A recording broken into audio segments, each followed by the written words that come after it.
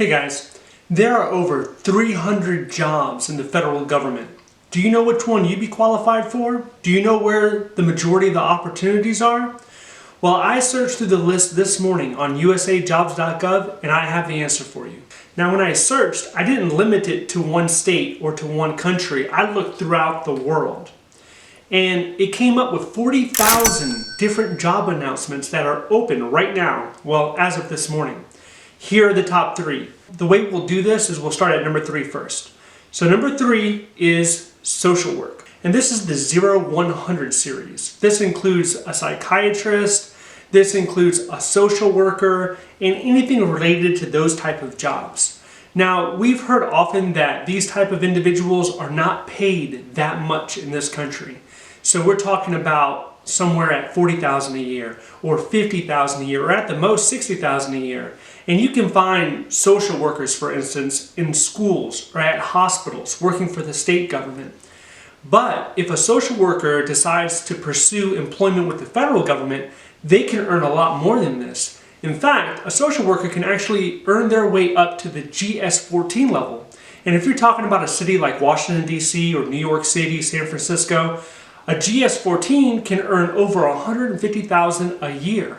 So I didn't think that a social worker could make over $150,000 a year, did you? Number 2 is the 0600 job series, which covers medical personnel. So medical personnel could be a doctor, a nurse, and anything in between those two. So you're really looking at people that work inside of a hospital. And most of these type of people in the private sector, they work at hospitals. They work at senior assisted living facilities. There are actually 1,400 nurse positions right now on USAjobs.gov.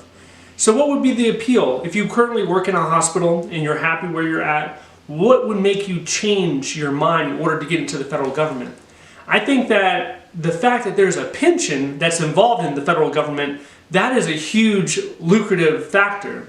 So if you're working at your hospital, you're pulling in a good salary, say you're making $100,000 a year, that's fine when you're younger. But as you get older, you're thinking about retirement. Will Social Security be enough? Will my 401k be enough? It provides another layer of security when you can rely upon a government pension that a career in the federal government will offer you. And finally, number 1, the biggest job series that's currently available is the 0300 job series. Now this includes a dozen subsets. So we're talking about 0301, 0303, or 0348. There are over 4,000 jobs in this job series alone. So let's look at 0301. This is a miscellaneous administrative. So you can think of this as a program manager, a field manager, administrative work that did not fit in any other series. So they weren't able to fit it in the 1700 series or the 2200 series. So this is kind of a default catch-all. It involves administrative work. They didn't know where else to put it, so they put it right here in the 0301 area. 0303, the miscellaneous clerk. These are more lower level positions, so if you're thinking about GS5, GS7, GS9, kind of starting your way in, something that a student, a recent graduate program candidate, this is something that they will probably be targeted for. Then we have the 0343. This is the management program analyst. These are individuals that analyze data and perform administrative tasks. Now I'm very familiar with this because I am a 0343 and I have been performing a 0343 job series at 2 different departments. The first one was at the VA. So as a 0343 in the VA, I was doing something completely different. I was focusing more on correspondence with different agencies and also a high-risk program. So I was analyzing data in a spreadsheet and then I was typing up reports and submitting them up to hire.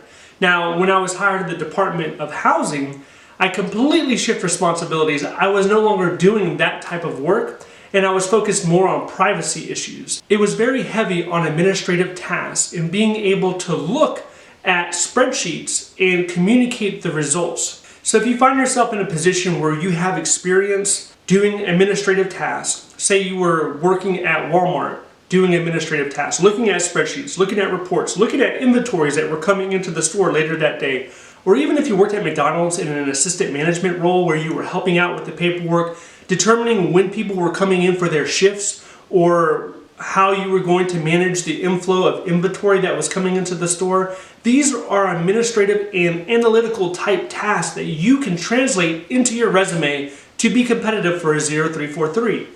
And if you were in the military and you were doing spreadsheet trackers for training, for managing personnel, for guard duty shifts, for rotations, if you're inputting data into a spreadsheet and then later on you're looking at that, pulling data out and giving reports up, that is in essence what a 0343 is all about. So I often tell people, if you do not know what job series you want to target, start first at the 0300 job series. Look through there on the job series list and find something that matches what you did in your previous job. Because the chances are you will find that your skills are closely aligned with the 0300 job series. And we talk a lot about how technology is automating a lot of the jobs that are coming up in the future.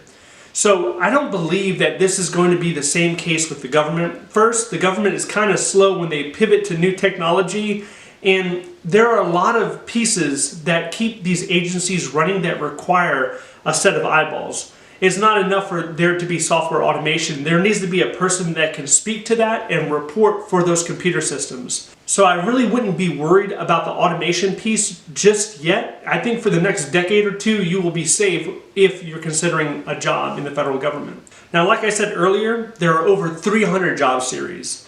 So if I didn't mention your background specifically, I would encourage you to look at the job series list to find where you're closely aligned. But these are the top 3 where the most opportunities exist today. If you think you're qualified, I would encourage you to dust off your resume and start applying on USAjobs.gov. So what about you? Which one of these job series interests you? Let me know which one you plan on targeting down below. Well, that pretty much wraps up the video on the most common job series in the federal government. If you like this video, please click like and subscribe. If you feel like I missed something or you have any questions or comments, please leave that down below. Thank you for watching, and I'll see you in the next one.